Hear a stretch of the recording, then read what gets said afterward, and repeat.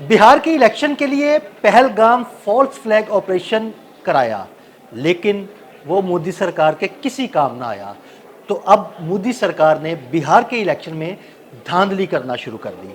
इस सारे मामले पर आमिर रजा से बात करते हैं। आमिर भाई, फॉल्स फ्लैग ऑपरेशन कामयाब नहीं हुआ, मोदी सरकार के किसी काम नहीं आया, उसके बाद बिहार के इलेक्शन में अब धांधली अरूज पर पहुंच गई। हालांकि ये फॉल्स फ्लैग ऑपरेशन कराया ही बिहार के इलेक्शन के लिए गया था। इस सारे मामले पर हमारे नाज़रीन को ज़रा बताइएगा। जी, आपने बड़ा बरमौका जिसको कहते हैं कि आपने ये बात को उठाया है, और उठाया इसलिए है कि कल जो है 11 तारीख को यहाँ बिहार में इलेक्शंस का दूसरा मरहला है। जो पहला मरहला था वो 6 नवंबर को हुआ था, और इनके टोटल काउंटिंग जो है 14 नवंबर को अनाउंस होनी है। लेकिन धांधली नहीं कहना चाहिए, या इसको धांधला कहना चाहिए जो मोदी सरकार वहाँ पे कर रही है। और मोदी सरकार का तमाम की तमाम धांधली इस वक्त दुनिया भर के मीडिया हाउसेस में जो है वो डिस्कस की जा रही है। यानी फ्रांस का एक अखबार है ली मोंडे, उन्होंने बताया है कि 65 लाख के करीब यानी 6.5 मिलियन लोगों के वोट जो हैं इधर से उधर किए गए हैं। ये बड़ी एक ख़बर है कि मोदी ने अपने आने वाले इलेक्शंस के लिए अभी से बहुत सारी धांधली का आगाज़ कर दिया है। और बिहार में तो उसने इसकी अखीर कर दी, यानी अखीर इसलिए कर दी कि उसने ना अदालती अहकामात माने। वहाँ इलेक्शन कमीशन ऑफ इंडिया जो है उसने जो है बहुत सारे वोटर्स को वोटिंग लिस्टों में से निकाल दिया।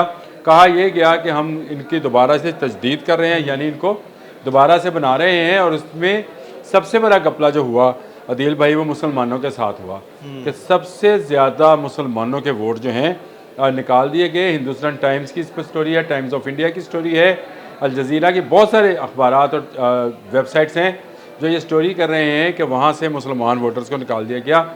ख़तरा मोदी को ये था कि फॉल्स फ्लैग ऑपरेशन जिसका आपने जिक्र कर दिया पहलगाम में, अगर वो काम नहीं आया है तो चले धांधली काम आएगी। और वहाँ पर इन्होंने धांधली के रिकॉर्ड तोड़ दिए। यानी 6 तारीख को जो इलेक्शंस हुए थे उसमें ही अगर मैं आपको बताऊं तो इनका एक अखबार है, माँ बघारत नाम है उसका, टाइम्स, माँ बघारत टाइम्स।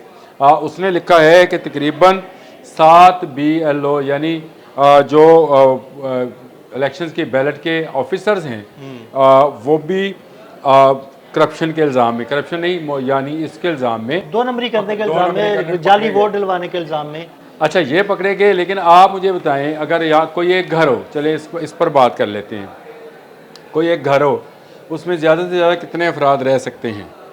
आप मुझे ज़रा इस सवाल का जवाब दे दें, कभी आप भी दिया करें सवाल का। जी जी बिल्कुल। ये तो डिपेंड करता है कि उस घर के अफराद में कितने, 8 हैं, 4 हैं, 6 हैं, कितने अफराद हो सकते हैं। कितने हो सकते, ज़्यादा से ज़्यादा कितने हो सकते हैं? ज़्यादा से ज़्यादा कितने, 15 होंगे, बहुत ज़्यादा हो गए तो 15 हो जाएंगे, इससे ज़्यादा। हाँ, एक घर में 15 से 20 अफराद रह सकते हैं। इसका मुझे ज़ाती तौर पे भी तजर्बा है कि वाकई रह सकते हैं। लेकिन इस इलेक्शंस में आपको मैं सिर्फ एग्जांपल के लिए 2 घर बता रहा हूँ। ये ज़िला है पिपरा और इसका गांव है गालमपुर। यहाँ पर एक घर में 509 वोटों का इंदराज है। तो यानी धांधला।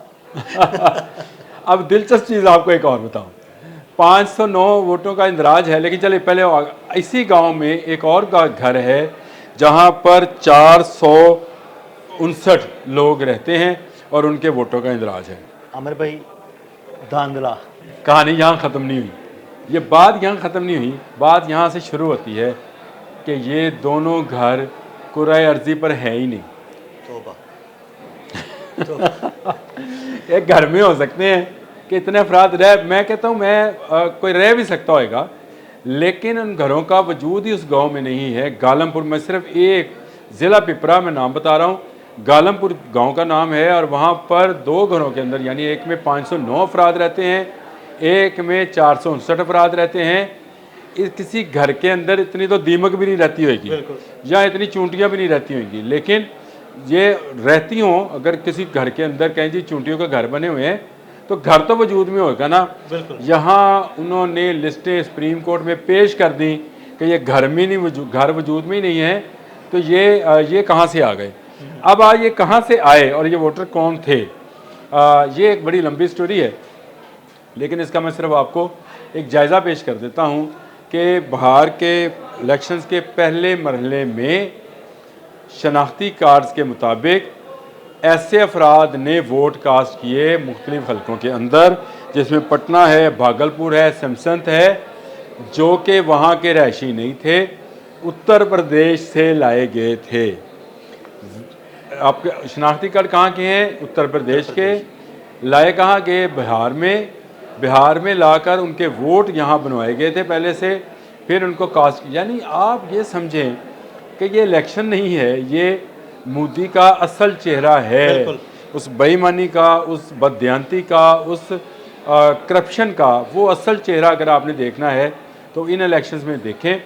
इस पर राहुल गांधी ने भी आवाज़ उठाई और राहुल गांधी ने कहा था कि वोटर लिस्टें जो हैं खाली की जा रही हैं, यानी वहाँ से लोगों को निकाला जा रहा है और उनकी जगह पे फिलिंग इन द ब्लैंक जो है ये उत्तर प्रदेश और दिल्ली और इस तरह के इलाकों से लोगों को लाकर वोट बनवाए। लाकर क्या वोट बनवा दिए कि जब इलेक्शन आएगा तो उनकी बसें और ट्रक जो हैं। अब अगला मरहला कल है 6 तारीख का। मैंने आपको सारी धांधली और धांधला जो भी है खोल कर बयान कर दिया है कि आप अंदाज़ा करें कि जो घर कुरे अर्जी पे नहीं है उन घरों के भी वोट बने हुए हैं। तो इन इलेक्शन से आप क्या तवक्को कर रहे हैं? क्या मोदी अपनी पॉपुलैरिटी जो है उसकी बेस पर ये इलेक्शन जीतेंगे? बिल्कुल हरगिज़ नहीं। वहाँ से एक बड़ा वोट जो है आपका और मेरा एक वीलॉग है इसी इलेक्शन के ऊपर, जब 6 तारीख को इलेक्शन हुआ था, जिसमें मैंने बताया था कि यहाँ सबसे ज़्यादा बड़ी तादाद में जो वोटर हैं वो कम्युनिस्ट पार्टी के हैं। चाहे वो मार्क्सिज्म के हैं, चाहे वो नेशनलिज्म के हैं। ये कम्युनिस्ट पार्टी के जो वोटर्स हैं ये गरीब तबका होता है, फैक्ट्रीज में काम करता है, मेहनत मजदूरी करता है, और यही लोग जो हैं अमूमन कम्युनिज़म के उसमें जिसमें वो मसावी समझते हैं कि सबके हुकूक जो हैं मसावी हैं, अमीर की दौलत अमीर की नहीं है, वो गरीबों में भी मसावी तकसीम होगी। ये सबसे बड़ा तबका है और सबसे ज़्यादा वोट इनके निकाले गए हैं। और ये वोट निकालने का जो मामला है ये अब संगीन सूरत हाल इख्तियार कर गया है। गो सुप्रीम कोर्ट इस पर नोटिस ले चुकी है। उसने रिपोर्ट भी तलब की है इलेक्शन कमीशन ऑफ इंडिया से कि वो आए ECI से कि आए और इसकी वजाहत करे कि इतने वोटर्स कहाँ गए, क्या मर गए? और ये जो बेनामी घर हैं ये वोटर आपने कैसे लिस्ट में शामिल किए और कैसे बनाए? ये एक लंबी अब दास्तान है कि भारत में शायद अब मोदी ने जिस तरह का सूरत हाल पैदा कर दी है, ये पिछले इलेक्शन में भी ऐसी ही धांधली और धांधलों के बायस ये कांग्रेस को हराने में कामयाब हुआ था। हम ये समझ रहे थे कि ये शायद जो फॉल्स फ्लैग ऑपरेशन है पहलगाम वाला, उसकी बुनियाद पर बिहार में इलेक्शन जीतने की कोशिश कर रहा है, लेकिन नहीं। जब वो नाकाम हुआ, जंग नाकाम हुई, तो अब उसने ये एक नया तरीक़ाकार निकाला कि बेनामी घर लिए, बेनामी घर इंदराज कराए और बेनामी शनाख्ती कार्ड्स पर जो है वो लोगों के वोट इंदराज कराए गए। सिर्फ एक गांव का मैंने आपको जो है गालमपुर का बताया है। ऐसे सैकड़ों गालम या गोलमपुर उसका बिल्कुल ऐसे सैकड़ों केसेस हैं। नहीं, ये तो एक सिर्फ मिसाल के लिए मैंने आपको बताया और ये सिर्फ एक एग्जाम्पल है जो कि सुप्रीम कोर्ट ऑफ इंडिया में पेश की गई है। मुझे क्योंकि वहाँ से भी कोई खैर इंसाफ की तवक्को नहीं है कि भारतीय लोगों को वहाँ से इंसाफ मिलेगा। वहाँ जुडिशरी थोड़ी सी दबाव में है, तो वो अगर फैसला नहीं देते हैं, बेनामी वोटरों का दोबारा से जो इंदराज है निकाला नहीं जाता है और असल वोटर्स को शामिल नहीं किया जाता है, तो बाहर के इलेक्शन जो हैं डमी हैं, फेक हैं। और ये जो मोदी ही सरकार है उसने पूरी तरह से एक जाल बुन लिया है अपनी जीत के लिए। अल्लाह करे कि ये नाकाम हो, क्योंकि ऐसा बेईमान आदमी भारत को तरक्की तो नहीं दे सकता, तबाही के धाने पर ला सकता। बहुत शुक्रिया आमिर भाई जी। बिल्कुल आमिर रज़ा ने बड़ी तफसील के साथ आपको बिहार में होने वाली इलेक्शन की इस धांधली के बारे में बताया। अदील अहमद और आमिर रज़ा को इजाज़त दीजिएगा। अल्लाह हाफ़िज़।